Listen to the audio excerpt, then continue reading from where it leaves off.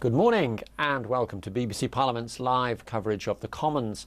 In half an hour's time, it's Theresa May's second Prime Minister's Question Time, the first PMQs since MPs returned from their summer break.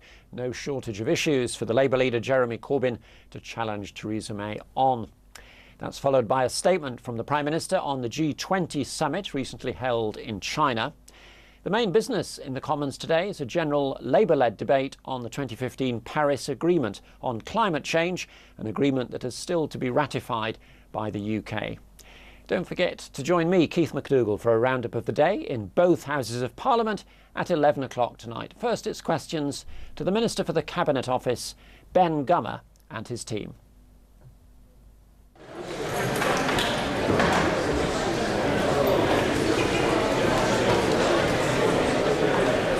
Order! Order!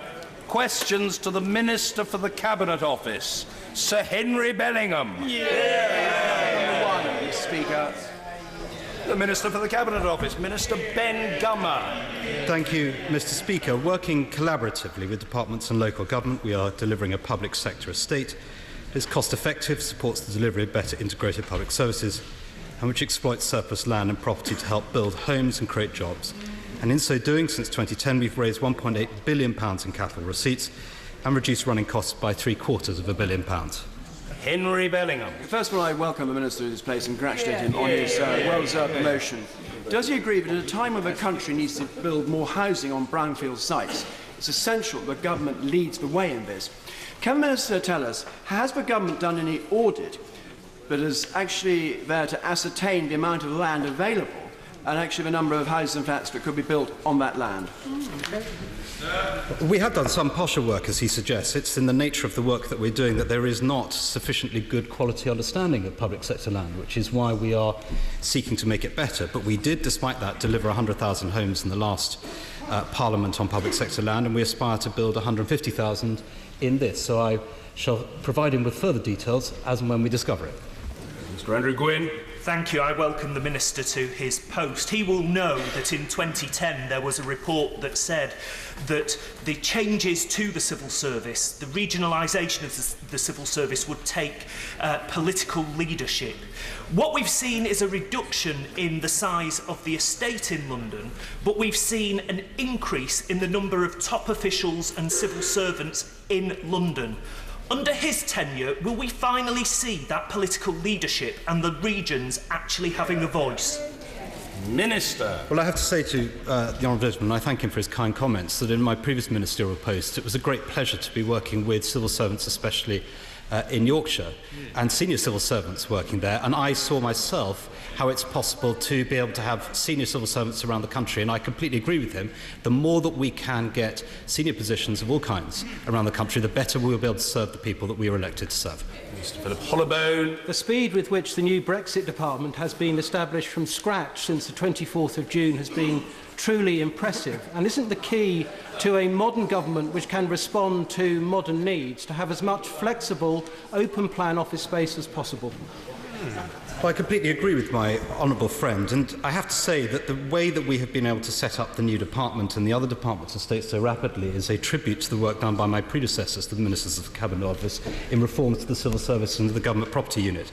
And he will have heard the comments of my right honourable friend, the member for Exeter, the Secretary of State for exiting the European Union, about the very significant support that he's received both in number and in quality from the civil service so far. Stuart C. MacDonald. Thank you, Mr. Speaker. Skidmore. With your permission, I shall answer this question and question 4 together. The Government is committed to ensuring that our electoral system is as transparent, accurate and effective as possible. We are working closely with the Law Commission to consider what reforms might be brought forward in light of their report on electoral law published earlier this year. The Government is also considering Sir Eric Pickle's review into electoral fraud and will respond to Sir Eric's proposals in due course. Stuart C. MacDonald. Thank you, Mr. Speaker. Smaller parties received almost a quarter of the votes cast in the 2015 election, and while once 97% of the country voted Labour or Tory, that's now less than 70%, and indeed falling. But none of that is reflected here. Is it not now time for a very serious and mature discussion on how we can make every vote count in UK general elections? Minister. The government believes that first past the post is the best system for electing a government, at the same time as ensuring the vital constituency link between a Member of Parliament and their constituents is retained. And this is clearly in line with the public mood reflected in the overwhelming majority support for first past the post at the referendum held in 2011. Carol Monaghan. Thank you, Mr. Speaker. Many 16 and 17-year-olds feel disenfranchised by Westminster. In 2007, Austria lowered its voting age to 16. I have found that turnout of 16, 17-year-olds is higher than older first-time voters. Hear, hear. Will the Minister now commit to seriously examining evidence for extending the franchise to our young adults? Minister. The government believes that it is absolutely vital to our democracy that young people should be engaged in the democratic process and will continue its commitment to increase participation. The current voting age of 18, however, is widely recognised at the point at one becomes an adult and gains full citizenship rights. I note the issue of lowering the voting age has been debated in this House on several occasions when it has been repeatedly defeated, including 3 times during the referendum bill. The government therefore has no plans to reduce the voting age. Rick Pickle. I'm going to welcome my friend, honourable friend, to the dispatch box. I'm going to thank him and his predecessor for the help given in the compilation of my report. Is my honourable friend alarmed that it is harder to take out a library card or to collect a parcel from the post office than it is to either vote or to obtain a postal vote? In a trust-based system, this places our ballot boxes at a peculiar risk. When will the government respond?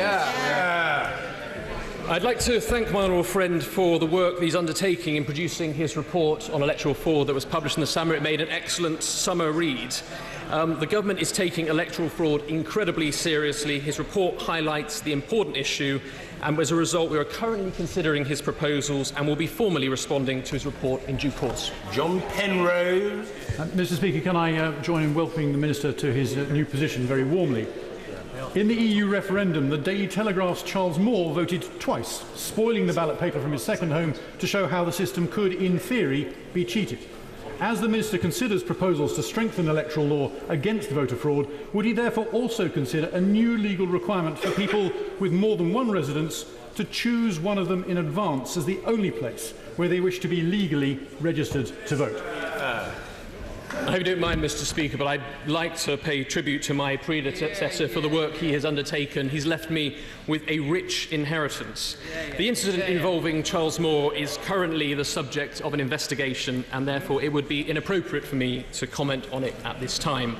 I note, however, that the Law Commission report includes recommendations on electoral residence, which the government will respond to in due course. Tommy Shepherd. Thank you, Mr. Speaker, and may I welcome the Minister to his position and say I look forward to working with him. But I do think there is a frightening complacency in the answers to this question so far. The Prime Minister spoke recently on the steps of Downing Street about the disenfranchised.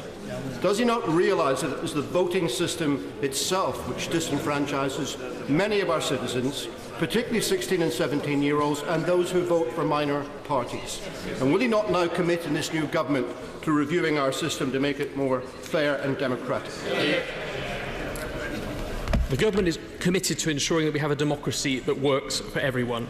Already, the introduction of individual electoral registration has made it easier to register to vote than ever before, with 20 million applications to register to vote online since 2014. And the Electoral Commission's report from July 2016 found that thanks to IER, electoral registers are not only more complete than ever before, but are critically more accurate than ever. But we recognise, as a government, there is always more to do, and are committed to a programme of boosting registration among certain vulnerable groups in order to build a more engaged democracy. Question 3, Mr. Speaker. Minister. The Boundary Commissions for England and Wales will be publishing their initial recommendations on Tuesday the 13th of September, and the Boundary Commission for Scotland later this year. The Boundary Commission for Northern Ireland has published their recommendations yesterday. The conduct for the boundary review is a matter for the independent boundary commissions. The initial proposals will be the subject of extensive consultation with political parties and local communities, after which revised proposals will be published at a later date. Lucy Allen. I thank the Minister for his response and warmly welcome him to his position, where I'm sure he'll do an excellent job. I represent a rapidly growing new town with low voter registration and where an additional 5,000 new voters have hit the electoral roll in the last 6 months. Does the Minister agree that if the boundary review is to achieve constituencies of equal size by the next election, then these factors would need to be taken into consideration? During every previous boundary review, Parliament has accepted there must be a defined date and a set of registers to access. This was set down as a result of the delay to the 2013 review voted for by Labour members. Those who now seek to delay the boundary review even further not only seek to overturn the accepted will of Parliament, but also to delay the boundary review again, ensuring constituencies that are both of dramatically unequal size are based on data over 2 decades old. Nick Smith. Thank you, Mr. Speaker. The boundary review next week is going to be a sham. Nearly 2 million voters haven't been counted. So why doesn't the Minister start again, so our democracy isn't undermined by next week's partisan gerrymandering? Minister. Without the implementation of these reforms, legislated by a majority in the previous Parliament, members will continue to represent constituencies that were drawn up on data over 20 years ago, disregarding significant changes in the population since that has happened. The status quo cannot and must not be an option, and in future boundary reviews will also take place every 5 years to ensure constituencies remain up to date as they should be. Lynn Davis. Thank you, Mr. Speaker. The number of electors in Welsh parliamentary constituencies varies hugely. Cardiff South and Penarth has over 72,000 electors, Arfon has less than 40. Now, my constituency, Montgomeryshire, sits roughly in the middle with about 48,000. Now, does the Minister agree that it can't be right for each of these constituencies to elect one MP when the number of voters within them is so radically different? Is absolutely right. We cannot continue with the historic injustice of allowing such unequal representation. Representation that currently allows for one seat to be twice the size of another, or to be put in other words, allowing one elector's vote to be worth twice that of another. This injustice, long recognised, must be resolved. Jonathan Ashworth.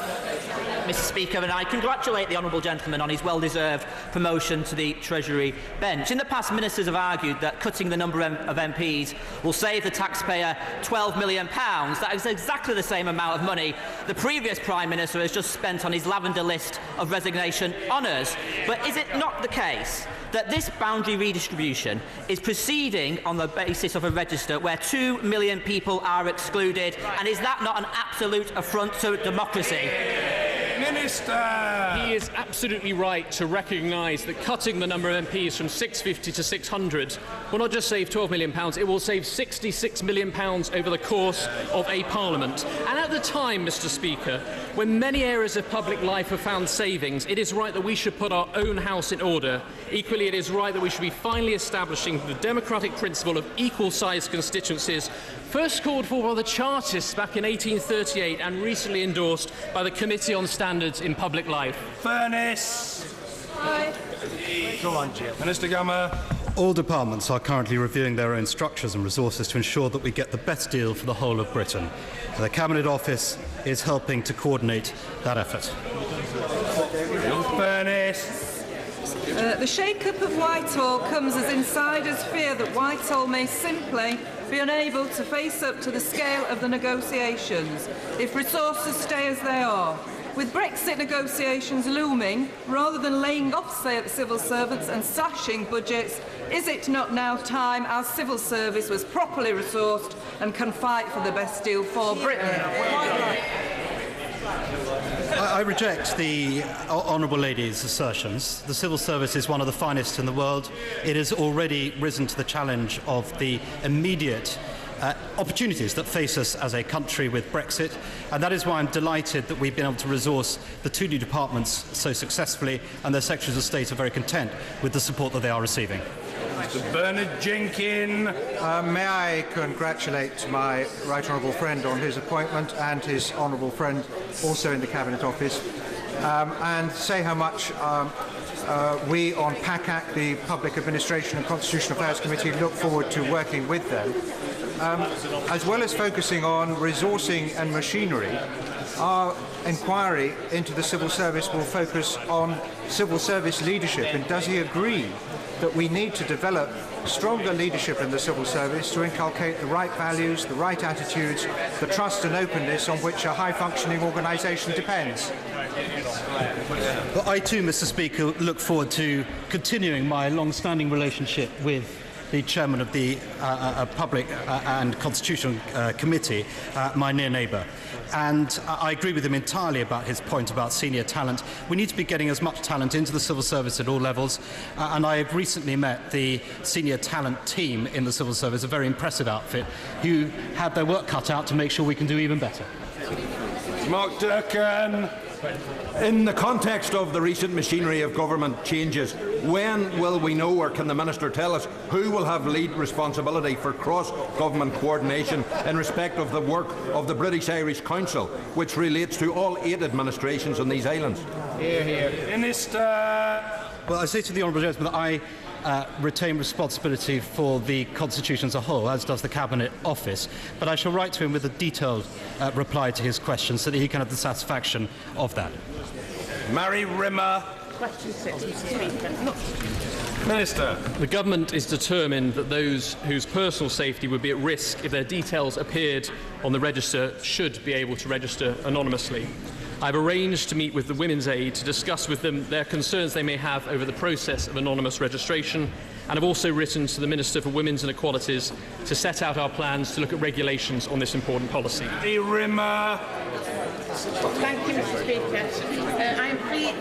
Thank you for the information you've just given, and I'm pleased with what you have said. You have acknowledged that some domestic violence victims choose not to go to the police and do not have easy access to the qualifying officers or registrators at this time. I'm pleased that you're meeting with them and look forward to you announcing what steps you're going to take. Order. This is very unfair. Order.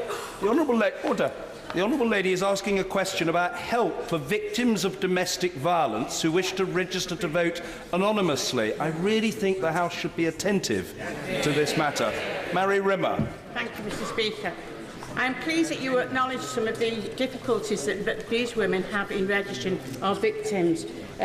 I would look forward to what steps you will announce in the future. But this is a very real barrier to registering to vote at the present time, because there is a limited number of officers and the women do not have easy access to those people, which disenfranchises them from the voting system. I'd like to thank the Honourable Member for raising this issue with me, and I know what she says. Those who have left domestic violence to seek a new life may be seen as some of the most vulnerable in society, but I believe they are also some of the bravest too. As I have said, today I can announce the Government will look closely at representations from Women's Aid and other domestic violence charities. I'll be happy to meet with the Honourable Member, since we are determined that no one should be denied the opportunity to vote. Nicky Morgan. Thank you. Thank you, Mr. Speaker. And I think the Minister will find, firstly, can I warmly welcome him to his position. I think he'll find he's replying to a letter that I wrote when I was Minister for Mineral Qualities on this topic. I warmly welcome what he has said today. But he could speed things up by adding to the list now of evidence that's needed the domestic violence protection orders and domestic violence protection notices, and I would urge him to do that speedily. Minister. To my honourable friend for her question, and indeed I did appreciate receiving her letter as one of the first things in my inbox, which I was determined to act on straight away. It is slightly more complex, the situation, because in order to change the regulations there would require a change in primary legislation to PPERA, but the Government will be reviewing all aspects of this policy. Margaret Ferrier. Mr. Speaker, most victims of domestic abuse never report the abuse to the police. Will the Government commit to reviewing the regulations so that these women are able to register anonymously? Minister. I refer my honourable friend to the answer I've just given. Victoria Borwick. Question number 7. Minister Gummer. Mr. Speaker, the Government is investing £2.25 billion in digital services over the next 4 years in order to recast the relationship between the people we seek to serve and the state. There is more to come. We are doing a lot, but a lot more to do. Victoria Borwick. May I join the congratulations to the Minister in his new role and just turn us back to the use of digital technology in the NHS. How could we better use digital sharing services to reduce the never incidents and the SUIs in the NHS? Minister! Well, my honourable friend is entirely right that it's going to be a digital solution which is going to bring the most advantage to the area of the health service that she identifies, and I'm glad that the close working of the Healthcare Safety Investigation Branch and NHS Improvement and the NHS Litigation Authority, enabled through digital, will mean that we can reduce never events and serious untoward incidents. Mr. Gregory Campbell. Thank you, Mr. Speaker. In ensuring that digital technology proceeds at pace, what steps are the government taking to ensure that hacking of digital technology decreases and is eliminated? Well, the honourable gentleman is entirely right that hacking poses a serious threat to our national infrastructure, and I will have more announcements in the next few weeks to be able to give, which will, I hope, colour the detail that he is seeking. Order. Topical questions, Mr. David Hanson. Number one, topical, Mr. Speaker. Minister. Mr. Speaker, the Cabinet Office is responsible for delivering a democracy that works for everyone, supporting the design and delivery of government policy, and driving efficiencies and reforms to make government work better. David Hanson. Well, at a time when the government are reducing 50 members of this elected House in Parliament, is it right that we keep 100 hereditary peers in another place who owe their place in Parliament to patronage in the Middle Ages? Minister. It's not for me to revisit the arguments of the House of Lords here, and as our manifesto made clear, it is not a first priority of this government. But he will be glad to know that over the last few years we've reduced the cost of the House of Lords quite considerably. I must say, if the House were as courteous to the Minister as the Minister is to the House, that would be a great advance for all of us. Mr. Gareth Johnson. Mr. Speaker, user-friendly and watertight. If it is to command the respect of the British public. The Minister previously alluded to the report produced by the Right Honourable Member for Brentwood and Ongar. I wonder if he's able to commit today to implement at least a broad thrust of that report so that trust in our system can continue. Minister. My honourable friend is absolutely right. We must take electoral fraud very seriously. The April 2015 election court judgment in Tower Hamlets exposed worrying electoral fraud and corruption, and the recent review by Sir Eric Pickles provides a range of measures to tackle electoral fraud. The government is currently considering this and will give a full response in due course. Tom Watson. Welcome back, Mr. Speaker, and a very warm welcome to the new ministerial team. I congratulate them all on their appointments. We look forward to a positive working relationship with them, holding to them to account and making a difference where we can. May I also apologise to you, Mr. Speaker, for my friend, the Honourable Member for Lancaster and Fleetwood, a new member of my team. She is on her honeymoon and can't be with us today, but I'm sure we all wish her very well in her marriage to Ben. But let me reassure the ministerial team. My colleague may be on a honeymoon, but the honeymoon period for the Chancellor of the Duchy of Lancaster is well and truly over. I've been asking a series of questions about his responsibilities, so can I, which have not been answered after 56 days in office. So can I ask any member of this team, where is he today and what does he actually do? Minister. The honourable gentleman has asked a number of questions. I'll make sure that I relay his questions to the Chancellor of the Duchy of Lancaster, but he is responsible for the Chancellery of the Duchy of Lancaster. Tom Watson. What departmental responsibilities does he have and how is he carrying them out? The Chancellor of the Duchy of Lancaster sits on a number of very important cabinet committees. He has a number of responsibilities which I'm sure that the honourable right honourable gentleman will find out in due course. Charlie Elphick.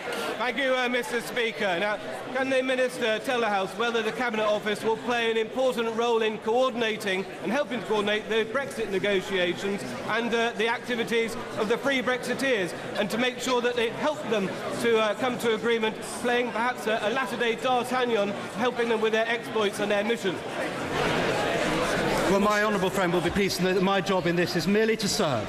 and I will make sure that my right honourable friends have all the resources they need in order to do their important job of work to make sure that we make a success of Brexit. Mr. Martin Day. Thank you, Mr. Speaker. The Bathgate HMRC office, which serves my constituency, is to close by 2020 as part of the modernisation programme with services moving online.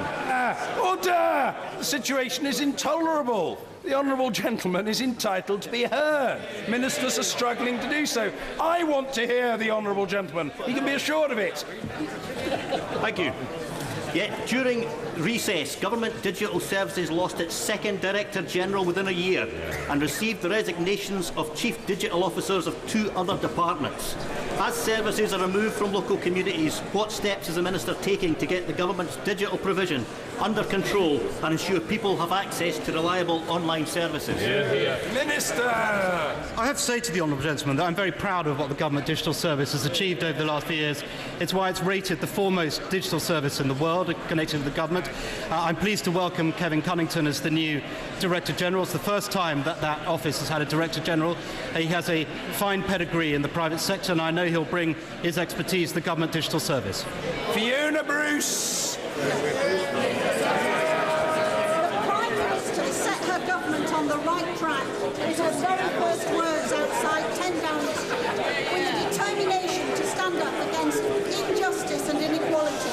What progress has been made on the audit into racial disparities in public service outcomes? Minister! Well, I'm very glad to hear my honourable friend endorse the words of my right honourable friend, the Prime Minister, on the steps of Downing Street. She will be glad to know justices which remain in our country. Ian C. Lucas. Thank you, Mr. Speaker. Does the Minister agree with the Lord Speaker that membership of the House of Lords should be less than that of the Commons? Minister! The other place has an important role in scrutinising improving draft legislation as a revising chamber. The government is clear that an unelected chamber should not seek to block the will of the Commons. The Conservative manifesto is clear that reform of the House of Lords is needed, and we have seen significant reforms, including the retirement of peers. Over 150 peers have left the Lords since 2010, and the chamber is 400 members smaller than 1998. The operating costs of the Lords have also fallen by 14% since 2010. Last but not least, Caroline Ansell. Thank you, Mr. Speaker. The government recognises how vital small and medium enterprises are to our nation's fortunes and is increasingly looking to see how it can open up government contracts to them. Last month launching a new webinar resource. What more can the Minister and I do to seal the deal for local businesses in Eastbourne and Willingdon with the government? Minister!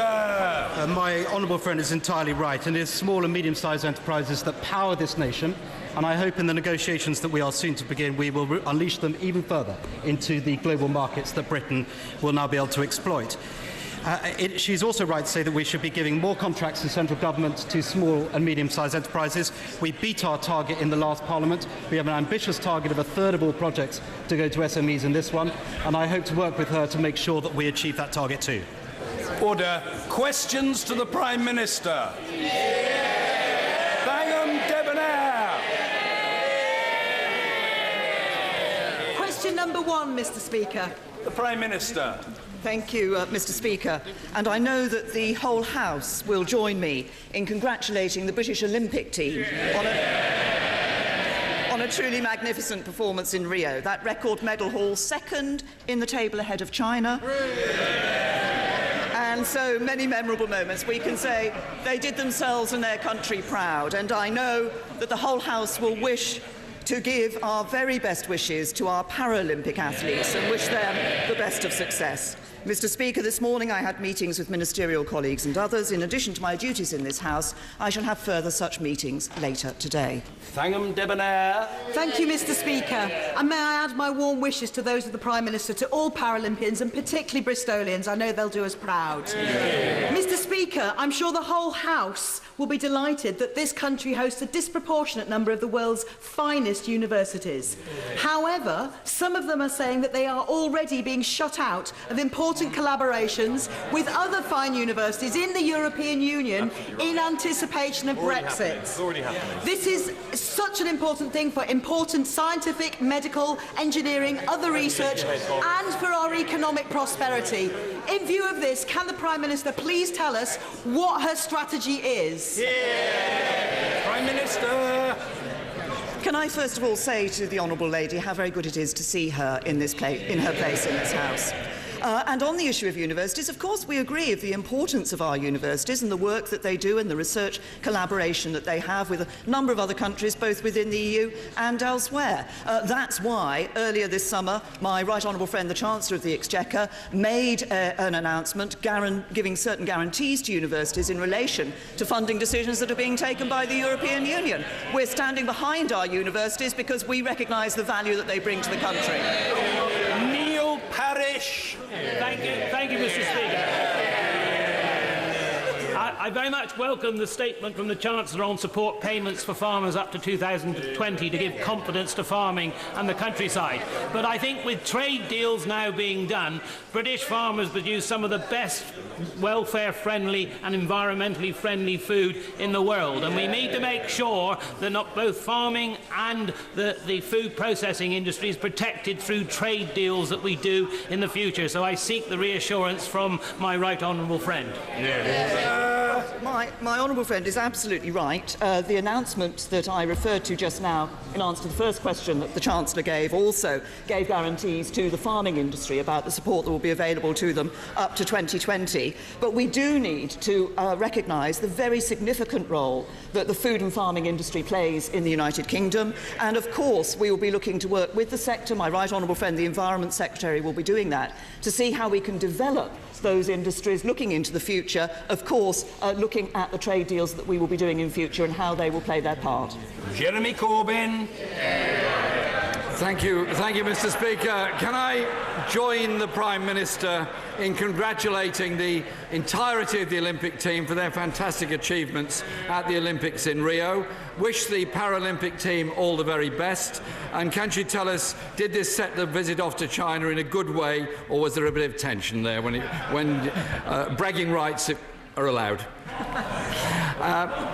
Mr. Speaker, the average house price in Britain is now £215,000, over 8 times the average wage.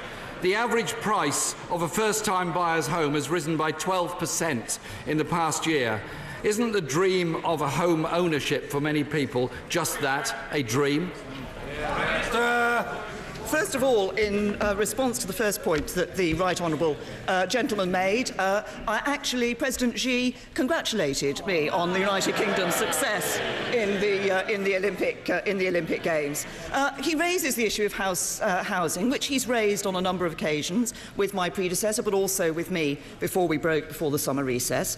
And I will say simply this: of course, it is important for us to look at helping people get their first rung, their step on that first rung of the housing ladder, and ensuring that people are able to have the home that they want. That's why I'm pleased that house building has been up under a Conservative government compared to a Labour government, but we're not complacent. That's why we will be doing more to see more houses built under this Conservative government, and also continue to provide support for people to ensure that they have that financial support that helps them to own their own home. Jeremy Corbyn. Actually, Mr. Speaker, house building under this government is 45,000 a year less than it was under the last Labour government. And for those who are desperate to get their own place, I just refer the Prime Minister to a note I received from a lady called Jenny, whose partner and herself work in a supermarket, earning £7.37 an hour each. They're trying to get a mortgage, and they've been told they can borrow £73,000. Not much hope for them, then. The former Prime Minister, the Right Honourable Member for Witney, promised that there would be a one-for-one replacement for every council house that is sold under right to buy. Sadly, the reality is there's only one for every 5 that are sold. Will the Prime Minister give us a commitment on the one-for-one replacement and when it will be a reality? Prime Minister. Well, first of all, can I say to Jenny that I fully understand and appreciate the concerns that individuals have about wanting to be able to have their own home and to set up that home, and I fully recognise the difficulties that there are for some people in doing that. I have to say to the right honourable gentleman that actually in relation to the figures on council houses, he's wrong.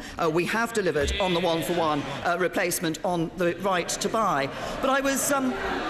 I'm very interested because I did notice that the right honourable gentleman had asked all his Twitter followers what questions he should ask me this week. So I thought I would look to see what sort of responses he'd received. I have to say that the first one was quite good.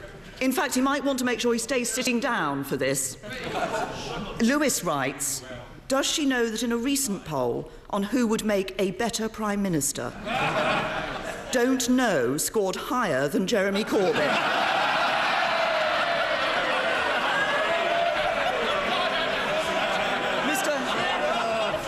Mr. Speaker, what we do know is that whoever wins the Labour Party leadership, we're not going to let them anywhere near power again.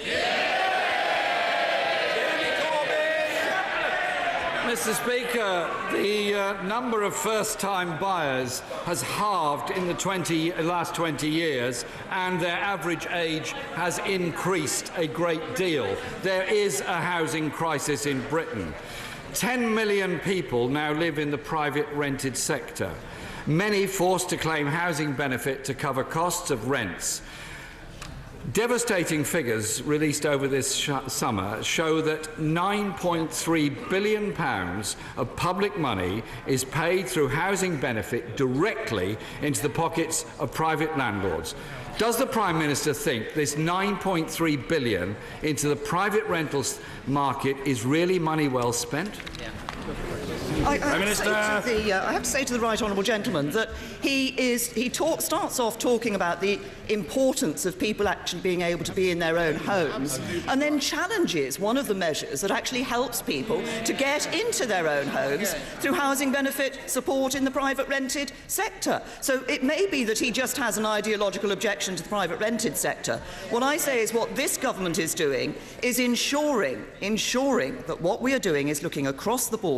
So we will see more houses being built. We are looking to ensure that there is a diversity of opportunity for people in terms of getting their own home. But I have to say to the right honourable gentleman that everything that he says just tells us all we need to know about modern Labour. The train's left the station, the seats are all empty, the leader's on the floor, even on rolling stock they're a laughing stock.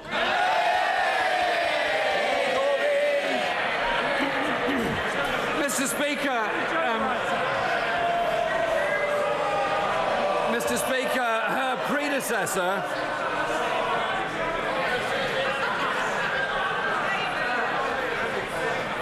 Speaker, her predecessor, discussing this issue, said the simple point is that every penny you spend on housing subsidy is money you cannot spend on building houses.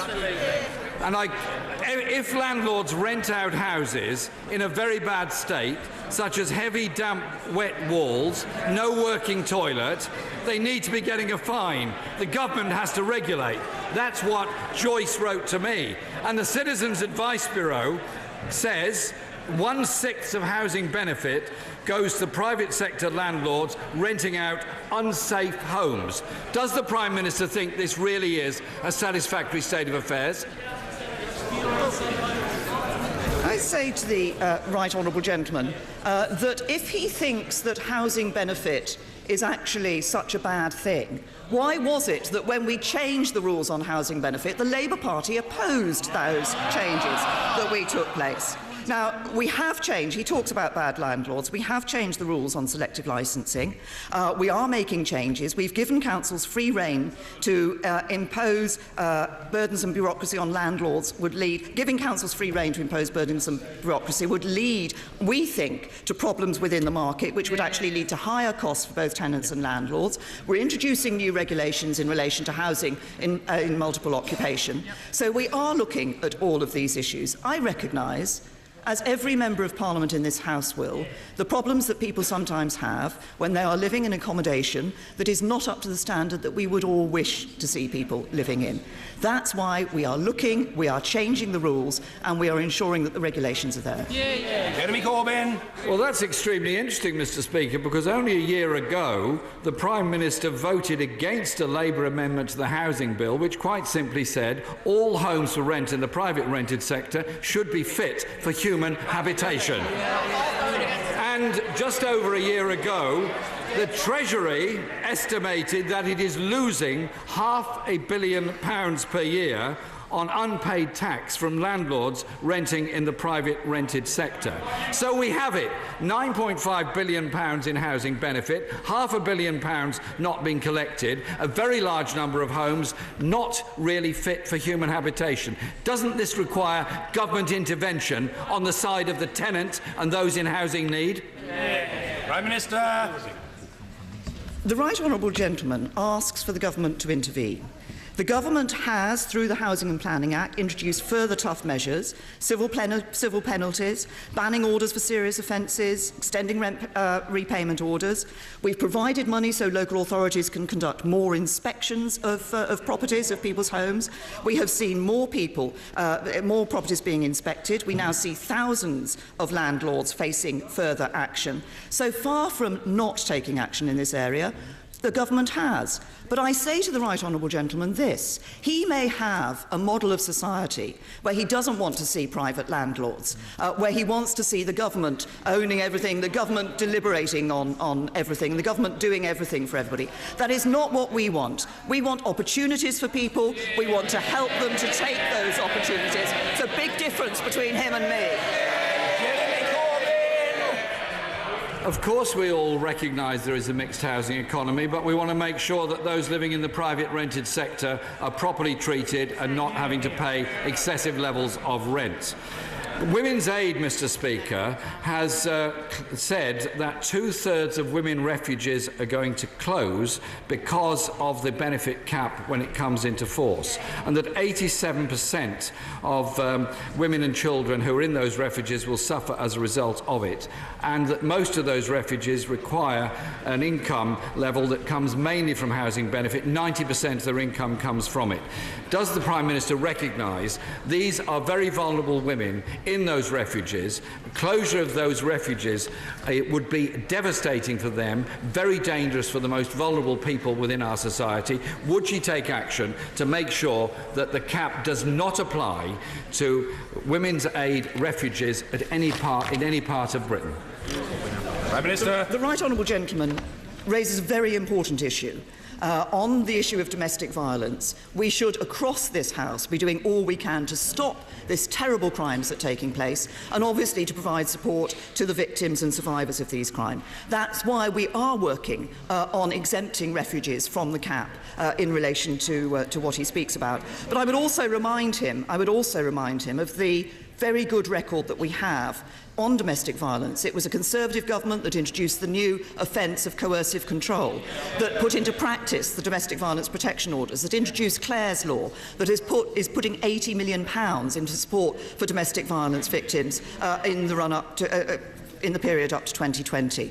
So we are listening to these problems and we are responding to them, and we all take this very seriously indeed. But I say to the Right Honourable Gentleman as well, it's 50 days, I think it is, since he and I last met across this dispatch box. Nice to see you, he says. Well, it's very good to see him sitting in his place. And I have to say,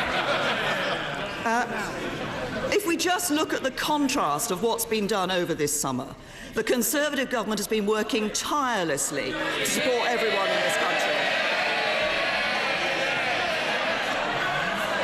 £250 million of loans to small businesses, introduced the racial disparity audit, looking at public services and how they treat people, and, of course, setting the groundwork for new trade deals around the world. What we've seen, what a contrast. What a contrast with the party opposite, divided amongst themselves and incapable of uniting our country. What we do know is that there is only one party that is going to provide a country, a government, an economy, a society that works for everyone, and that's the Conservative Party.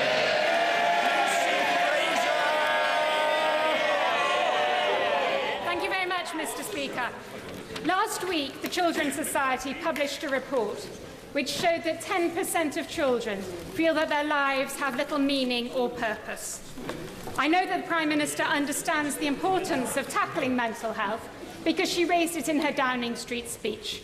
What further action does she propose to increase mental health support in our schools? Prime Minister. My honourable friend raises a very important point, and I think there has been a collective concern about the issue of the way in which mental health is dealt with, and that's why we put a record £1.4 billion into transforming the dedicated mental health support that is available to young people across the country. And that includes £150 million for services to support children and young people with eating disorders. There are various other things. We are publishing a blueprint for school counselling services, because my honourable friend is right that the role that schools play is very important in this. And I know that my right honourable friend, the Education Secretary, is going to be looking very closely at the Good Childhood Report to see what more there is that we can do. Angus Robertson. I join with the Prime Minister and the Leader of the Labour Party in praising all Olympians on this, the first day of the Paralympics. Wish all Paralympians from all parts of these islands well. They're an inspiration to us all. Mr. Speaker, there's very real concern and worry about the prospects of Brexit, especially in Scotland, where the majority of people voted to remain within the European Union. The UK government has had all summer to come up with a plan, to come up with a strategy. So far, we've just had waffle. So may I ask the Prime Minister a very simple question, but it's quite important. Does she want the UK to remain fully within the European single market? Prime Minister. What I want for the UK is that we put into place, into practice, the vote that was taken by the UK people of the United Kingdom to leave the European Union. That we get the right deal for the trade in goods and services with the European Union in a new relationship that we will be building with them, and that we also introduce control of the movement of people from the European Union into the United Kingdom. And I say to the right honourable gentleman that we can approach the vote that took place on the 23rd of June in two ways. We could try and row back on it, we could have a second referendum, we could say we didn't really believe it. Actually, we are respecting the views of the British people. But more than that, we will be seizing the opportunities that leaving the European Union now gives us to forge a new role for the United Kingdom in the world. Angus Robertson. Thank you, Mr. Speaker, and we in these benches respect the views of the people of Scotland who voted to remain.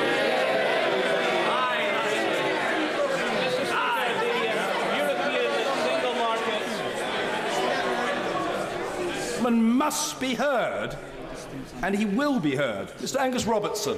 Mr. Speaker, the European single market is the biggest market in the world, and it really matters to our businesses and it really matters to our economy. I asked the Prime Minister a very, very simple question. Keep on asking it. There's either an in or an out answer, so let me ask it again. Does she want the United Kingdom to remain fully part of the European single market? Yes or no? Prime Minister. The right honourable gentleman doesn't seem to quite understand what the vote on the 23rd of June was about. The United Kingdom will leave the European Union, and we will build a new relationship with the European Union. That new relationship will include control of the movement of people from the EU into the UK, and it will include the right deal for trade in goods and services. That is how to approach it. And I also say this to the right honourable gentleman. In looking at negotiations, it would not be right for me or this government to give a running commentary on negotiations.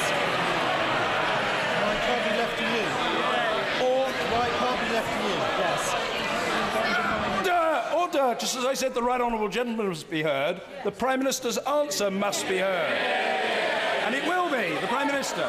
and it would not be right for us to prejudge those negotiations. We will be ensuring that we seize the opportunities for growth and prosperity across the whole United Kingdom, including growth and prosperity in Scotland. And as we saw from figures released this summer, what really gives growth and prosperity in Scotland is being a member of the United Kingdom. Thank you, Mr. Speaker. Last week, hundreds of local residents and businesses attended my faster broadband fair. Many of those with the very slowest speeds claimed a £500 voucher from Connecting Devon and Somerset to fund an alternative broadband connection capable of delivering at least 10 megabits per second. Will the Prime Minister join me in congratulating Somerset County Council on this excellent scheme and confirm that the Government remains committed to delivering a universal service obligation of at least 10 megabits per second by 2020?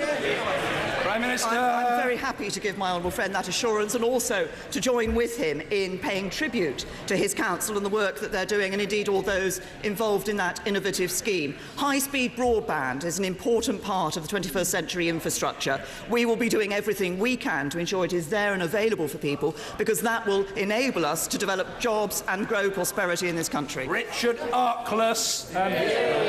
Thank you, Mr. Speaker. Penman Engineering, established in 1859, was forced into administration in my constituency this week by one debtor who is a recipient of huge public sector contracts. But, Mr. Speaker, I can't name the debtor. It's an impossible position. Penman's has to continue to trade with this debtor as well as pursuing the debt. Will the Prime Minister put me in touch with the Business Secretary, please, to discuss potential export support that can be given? And how can we ensure that these companies who receive enormous amounts of public money don't hold our supply chain to ransom and pay their bills on time? Prime Minister. First of all, can I say to the honourable gentleman that, of course, our thoughts are with all those families who are affected by what has happened to Penman Engineering. The administrator does have a role in ensuring that any sale of the business protects the maximum number of jobs, and my right honourable friend, the Scottish Secretary, has made clear that that's his priority, and I hope that the Scottish Government will offer their support to this long-standing business. As I say, our thoughts are with all those who've been affected, and obviously the administrator will be looking to ensure that the best possible options are found for the company. Jenkins. In adding my congratulations to the many she's received on her appointment as Prime Minister, may I just comment that following the EU referendum and under her leadership, I feel more confident about the future of this country than ever in my lifetime.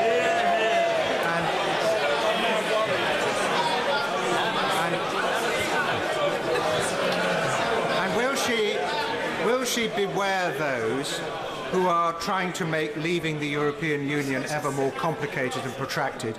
And to that end... Order. Progress is very slow, but there's far too much noise. The honourable gentleman will be heard. It's as simple as that. He will be heard. Mr. Jenkins. Mr. Speaker, and to that end, will she confirm that there is really no basis in law to require the government to seek the permission of Parliament before invoking Article 50? Prime Minister. I thank my honourable friend for his comments, and he's absolutely right. The government's position is very clear. This is a prerogative power. It's a power that can be exercised by the government. And as he alludes to in his question, I don't think anybody should be in any doubt that those people who are trying to prolong the process by their legal references in relation to Parliament are not those who want to see us successfully leaving the European Union. They're those who actually want to try and stop us from leaving the European Union. Andrew Gwynne. Thank you. The Prime Minister seems less keen than her predecessor on the Northern powerhouse, but she also says that post-Brexit Britain is open for business. So we're better in 2025 than the great city of Manchester to host the World Expo, the home of the world's first programmable computer, where the atom was split and where graphene was invented to showcase the best of Britain to the world and the best of the world to Britain. Will she back our bid? Prime Minister. Well, I say to the honourable gentleman, I'm very interested to hear the lobby that he's making for Manchester, and I will, of course, look at what he said very seriously. And can I say how pleased I am that Manchester is going to be hosting the parade for our Olympic athletes? James Gray. Mr. Speaker, in this post-Brexit world, will the Prime Minister agree with me that NATO is a more important than ever cornerstone of the nation's defences, particularly Article 5, which lays down that an attack on one is an attack on all? Would the Prime Minister agree with me that any politician who will not sign up to that commitment, or even worse, who tells NATO that they should give up, go home and go away, is recklessly risking the defence of the realm? Prime Minister! I absolutely agree with my honourable friend on all the points that he's made. We must never forget the importance of NATO. It's the cornerstone of our defence and security, and that strength is based on the fact that all of those partners within NATO have committed to Article 5 and to operating on the basis of Article 5. And anybody who rejects that is rejecting that security and that defence. They'd be undermining our national security, but also they'd be undermining the national security of our allies. And what we know from the Labour Party is that far from delivering stronger defence, they would cut defence spending, they'd undermine NATO, and they'd scrap the nuclear deterrent. Margaret Ritchie! Thank you, Mr. Speaker. Prime Minister, I've just had a debate in Westminster Hall on the Police Ombudsman's report into the Loughlin Island massacre, in which 6 men were shot dead by the UVF in a period of direct rule in my constituency. I received a letter from her predecessor in which he acknowledged this unspeakable evil and assured me that the government accepts the Police Ombudsman's report and that any allegations of police misconduct are taken very seriously. Will the Prime Minister now detail what action she will take to ensure that prosecutions are pursued, an apology is forthcoming from the government and that compensation is provided for lost lives? Prime Minister. I say to the Honourable Lady, she's absolutely right. What happened at Loughlin Island was a terrible, terrible evil, and I'm sure that everybody across the House will want to join me in expressing our sympathies to all those who were affected by the appalling atrocity. As she has said, and as my right honourable friend, the member for Witney, said, the government accepts the Police Ombudsman's report and the Chief Constable's response. It is important that where there are allegations of police misconduct, those are taken seriously and those are properly looked into. If there has been wrongdoing, it must be pursued.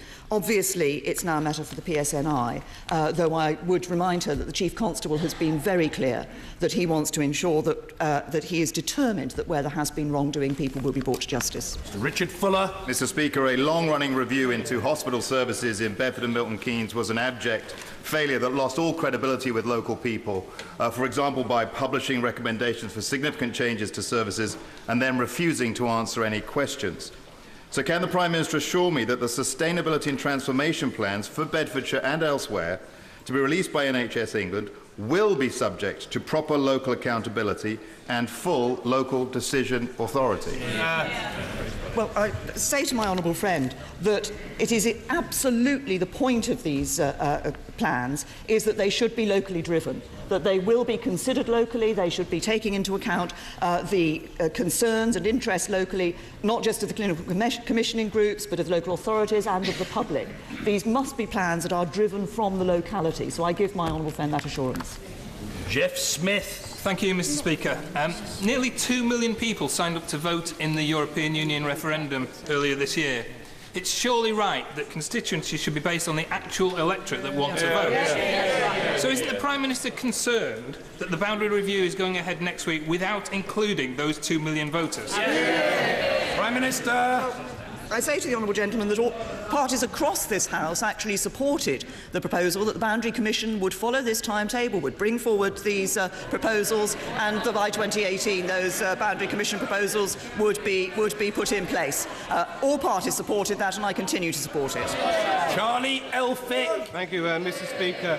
Does the Prime Minister share my anger that on the weekend of the 23rd of July, up to 250,000 people on the roads to Dover were stuck in gridlock in a sweltering heat for up to 17 hours without food, water, or even able to go to the loo? And will she support my campaign to make sure we get better infrastructure to the Channel ports, starting with the lorry park and car park on the M20 and dualling the A2 and getting some proper motorways to Dover? Prime Minister. Thank you. I say to my honourable friend, he has been a passionate advocate for the support for his local area, given some of the pressures that Dover finds itself under as a cross-channel port. It is an important issue. We are committed to providing support. The money for the Lorry Park, of course, was announced last November. The site was announced in July, and I believe consultation is now taking place on the potential design for that particular site. On the issue of the possible dualling of the A2, he's right that we want to support local infrastructure to be able to handle the growth in traffic, particularly given that there are expansion plans for the port, and I assure him that Dover will be considered as part of the planning for the next road investment strategy. Hayes. Thank you, Mr. Speaker. As many children return to school this week, I'm sure the Prime Minister will join me in wishing them all the very best for the school year ahead. Will she also provide reassurance to my constituents and to children across London that the objectives of changes to the school's funding formula will be achieved by levelling up, not levelling down, and that funding for schools in London will not be cut by up to 20%? Prime Minister. I join the Honourable Lady in wishing all those going to school, many for the first time, well in their education. I hope what we will be aiming to do is ensuring that every child has the education that's right for them and the opportunities that are right for them. I think it is right that we look at the national funding formula, but that will be done carefully to see what the impact will be across all parts of the country. Sturdy. Thank you, Mr. Speaker. World-leading universities are one of our country's great assets. So when I next meet with the Vice-Chancellor of York University to discuss Brexit and higher education, what assurances can I pass to him from my right honourable friend the Prime Minister that our universities will continue to receive the vital funding they need to thrive beyond 2020? Prime Minister. I say to my honourable friend, again, he raises an important point about the relevance and significance of our universities. My right honourable friend, the Chancellor of the Exchequer, was able to give confidence and reassurance to universities in the summer about the funding arrangements that will continue while we are still members of the European Union. And while we're members of the European Union, we will maintain our full rights of obligation and obligations of membership and expect others to deal with us on that same basis. Of course, looking ahead, we have a higher education bill that is going through this House, which is about how we can ensure that we are seeing the university places available in this country to provide the education that we want to provide. We have a great record on higher education in this country. We want to build on that and develop it for the future.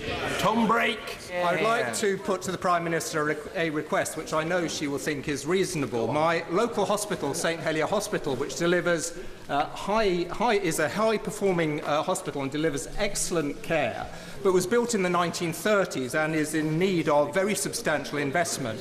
Will she agree to earmark the first 2 weeks of the £350 million that's going to be available each week post-Brexit to spend on the reconstruction of my hospital? Well, I have to say to the honourable gentleman, his question tempts me to go down a number of routes in answering him. What I would say is I recognise the importance of his local hospital trust, and I'm pleased to say that over the last 6 years we've seen more doctors and more nurses in that trust able to provide more services and more facilities, and indeed since 2010 the capital spend in the trust has already gone up. Has been £72.7 million. We will be looking to ensure that we provide the health service that is right for everyone in this country. Philip Hollowbone. At the moment, there are 80 vulnerable elderly patients in Kettering General Hospital awaiting delayed transfer to social care. The national guideline says there should be 25.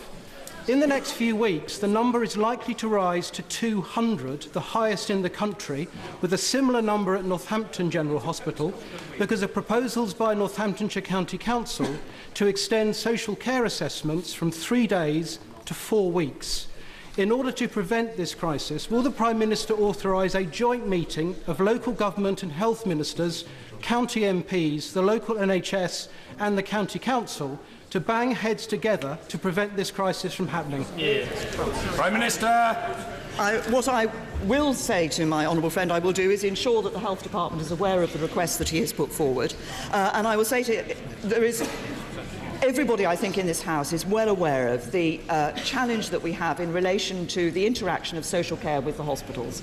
This is an issue that we have already looked at. We've put money into the Better Care Fund. We've been looking at the better working together of health services and social care and social services under local authorities. But it is one of the challenges that we see. There are some areas where this is being done very well. And I think it is right that we look at those and try to spread that good practice. But I will make sure that the Health Department is aware of the concern my honourable friend has shown. Caroline Lucas. Thank you, Mr. Speaker. 9 months after signing the Paris Climate Agreement, the government still hasn't ratified the treaty, and according to the Committee on Climate Change, it lacks half the policies it needs to meet its climate targets. With a delayed carbon reduction plan and the very real risk of missing our renewable energy targets, will the Prime Minister take this opportunity to reassure people that it remains committed to climate action? Will it follow the example of the 26 states that have already ratified, including the US and China? Will it give us a firm date for ratification before the follow-up negotiations in November?